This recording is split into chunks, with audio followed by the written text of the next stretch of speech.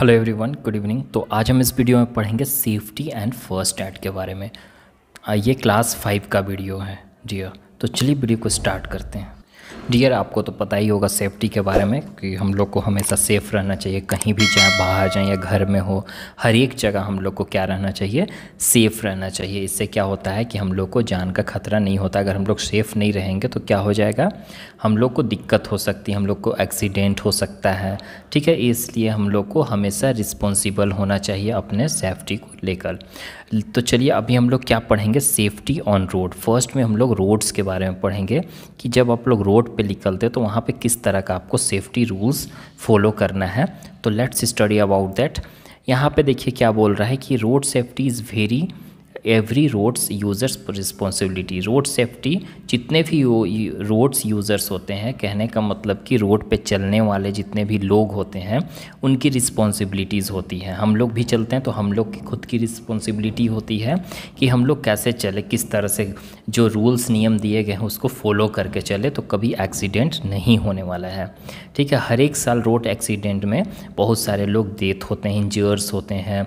ठीक है, होते हैं ना आप लोग, तो आपके घर के अगल बगल में भी सुनते होंगे कि आज ये एक्सीडेंट हो गया तो आज उनका हो गया।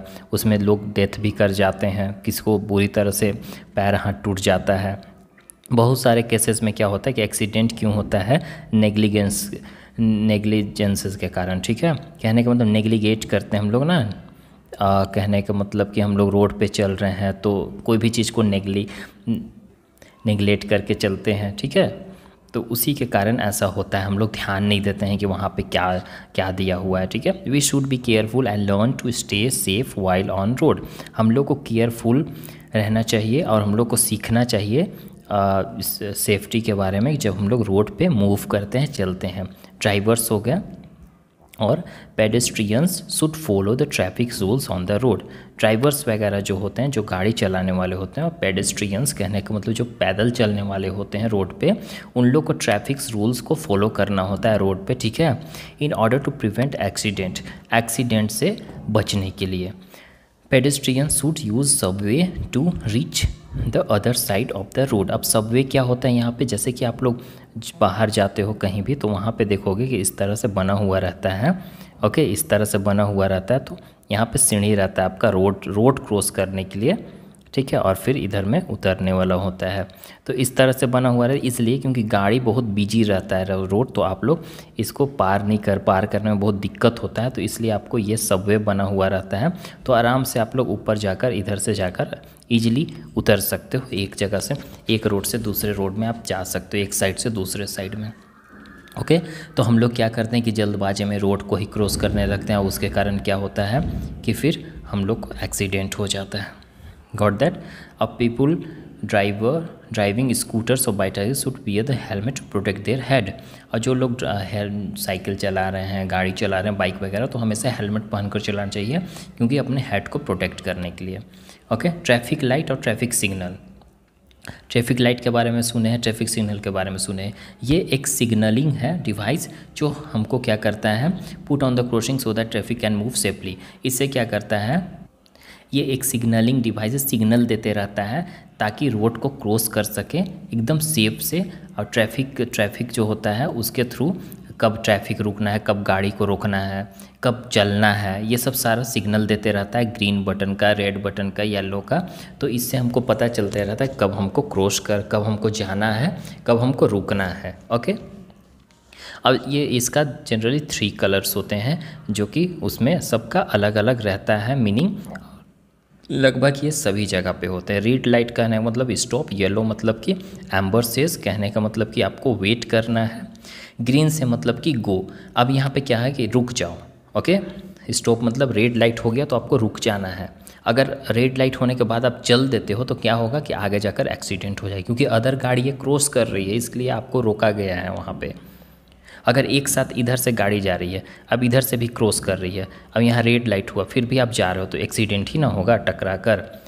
तो इसलिए रेड लाइट का मतलब रुक जाओ, येलो लाइट हुआ तो अब रेडी हो जाओ जाने के लिए, अब वेट करो, और फिर ग्रीन मतलब कि आप चलना स्टार्ट करो। तो यहाँ पे देखो बहुत सारे साइंस होते हैं, ये सब देखो दिख रहा है ना, ये सब साइन होता है जो कि रोड पे रहता है। जो कि हमको रिड्यूस करता है, एक्सीडेंट से बचाता है, एक्सीडेंट होने से। अगर ये सब चीज़ को हम लोग फॉलो करेंगे जो जो यहाँ पे दिया हुआ है, तो आपको एक्सीडेंट होने से बच जाओगे, कभी भी एक्सीडेंट नहीं होगा। अब ये हमको क्या करता है, हेल्प करता है डिसिप्लिन ऑर्डर में, ठीक है। डिसिप्लिन्ड ऑर्डर में आप इससे अगर डिसिप्लिन ऑर्डर में जाओगे, जो जो यहाँ बोल रहा है उस तरह से आप फॉलो करोगे, तो आपको क्या करें, कभी एक्सीडेंट नहीं होगा। और फॉलो कब करेंगे, जब इसके बारे में हम लोग जानेंगे तब। तो आज हम लोग इस वीडियो में इसी के बारे में जानेंगे कि इसका मतलब क्या होता है, ठीक है।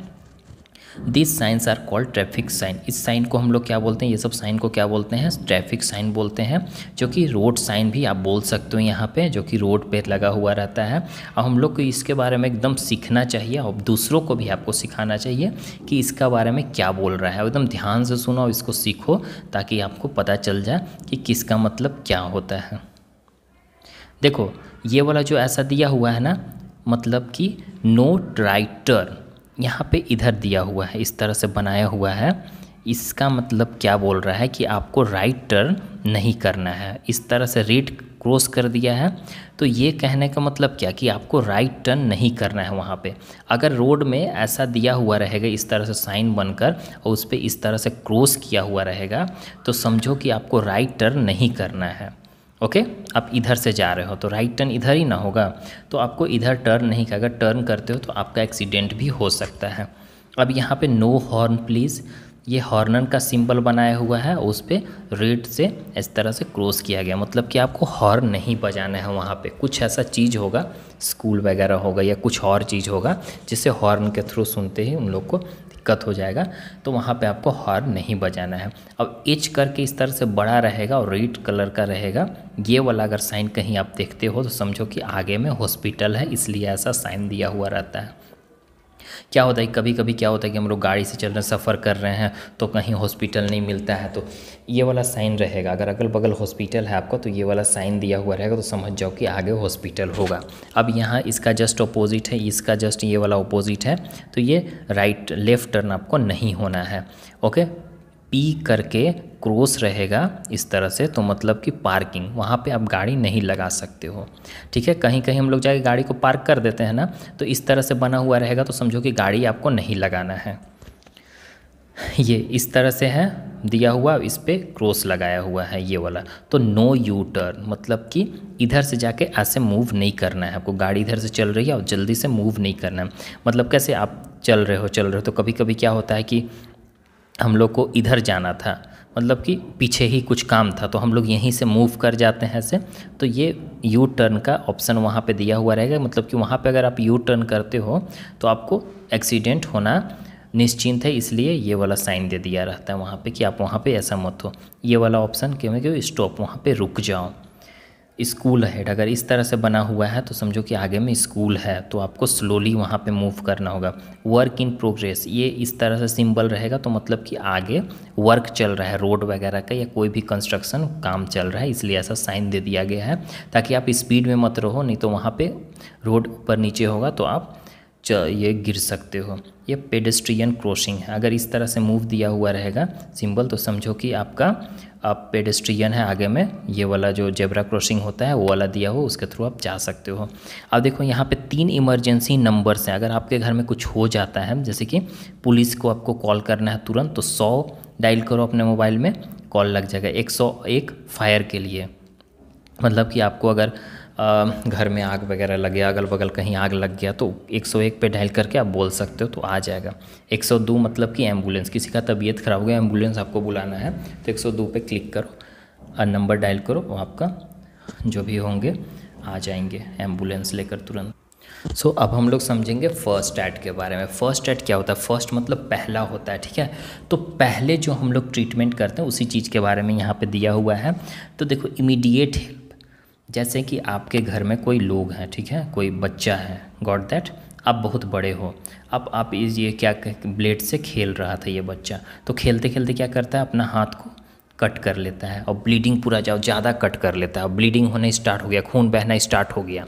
अब आप क्या करोगे उस टाइम, अब तो डॉक्टर के पास ले जाने में थोड़ा सा देर होगा, अब ब्लड रुक नहीं रहा है, तो इसके लिए जो आप ट्रीटमेंट दोगे उसको, घर में जो भी बैंडेज पत्ती होगा आपके पास, ठीक है, रखा हुआ रहता है ना, तो वो इमीडिएट हेल्प, तुरंत आप उसको हेल्प किए, ठीक है, तो इसी चीज़ को हम लोग क्या बोलते हैं, फर्स्ट एड बोलते हैं। मतलब पहले आप उसको मदद किया। ऐसा नहीं कि हम लोग को मेरा पूरा पैर कट गया और पैर कटने के बाद हम लोग डॉक्टर का वेट कर रहे हैं कि कब आएगा, तब तक पता चला कि खून बहकर सारा खून बह गया, हम लोग फिर हमारा डेथ हो गया। तो इस तरह से नहीं होना चाहिए, ठीक है।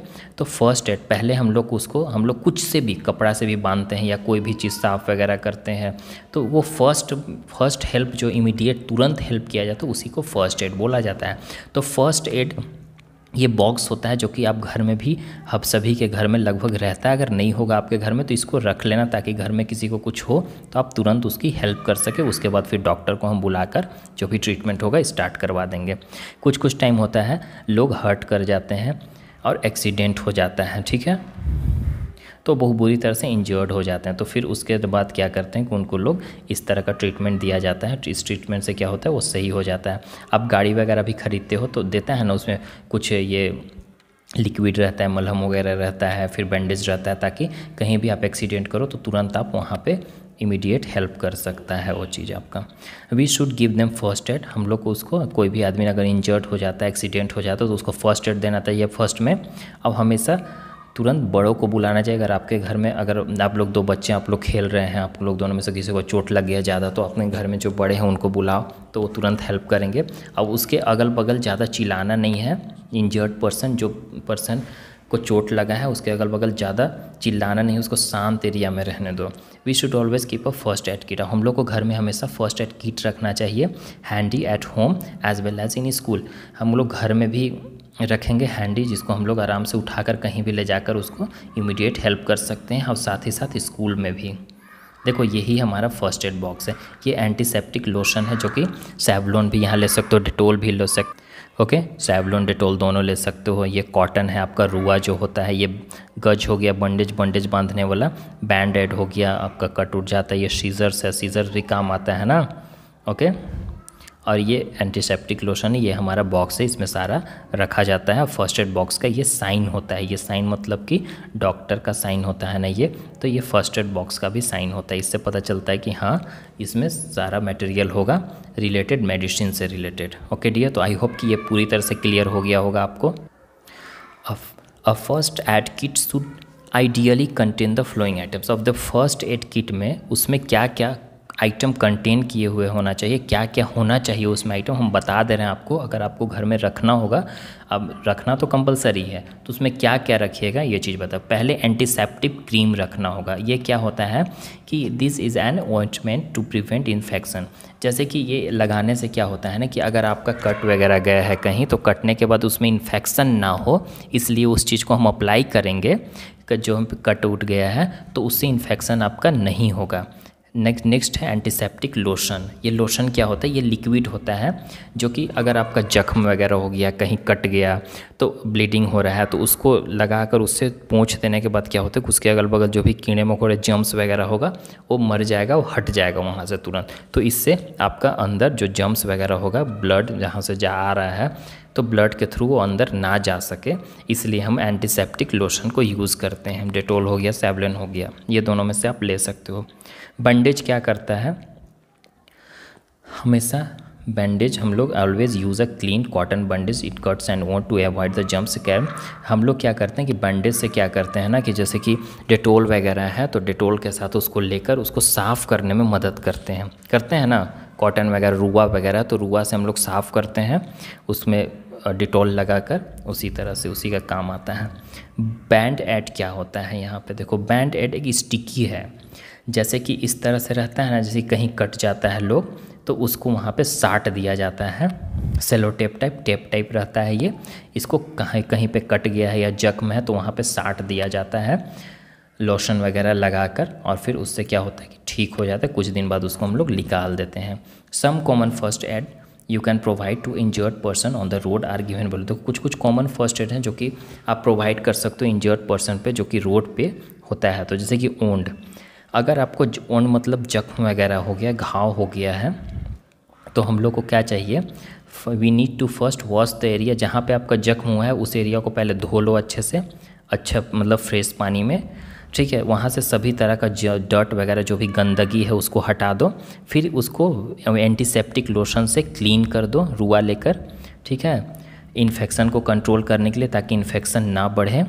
If you find any Thorne, अगर आप उसमें कांटा वगैरह कहीं पाते हो, जैसे कि लगा ना कांटा लग गया है वहाँ पे, ठीक है, किसी भी तरह का कुछ भी चीज़ आप लोग वहाँ पे देखते हो, या स्प्लिंटर या ब्रोकन पीस ऑफ ग्लास का पीस अंदर चल जाता है, टूट कर कट जाता है तो अंदर चला जाता है घाव के अगल बगल, तो help an adult to take them out with the help of clean tweezer to avoid the infection. और एक क्लीन ट्वीज़र लो। क्लीन ट्वीज़र क्या होता है कि इस तरह से रहता है, इस तरह से बना हुआ रहता है।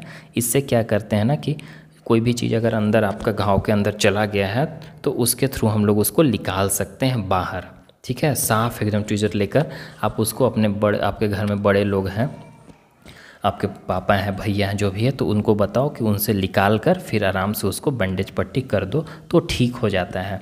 अगर ज़्यादा ब्लीडिंग हो रहा है, मतलब कि हम सारा कुछ कर दिए उसके बाद भी ब्लड नहीं रुक रहा है, तो apply dry pressure with your hand on the wound using a clean cloth. तो इस तरह से आप डायरेक्ट प्रेशर, थोड़ा सा प्रेशर लगा कर दबा दो उसको, ठीक है, टिश्यू पेपर से या तो अच्छा कॉटन कपड़ा से या तो बंडेज से अच्छे से दबा दो और उसके बाद वो ब्लड स्टॉप हो जाएगा।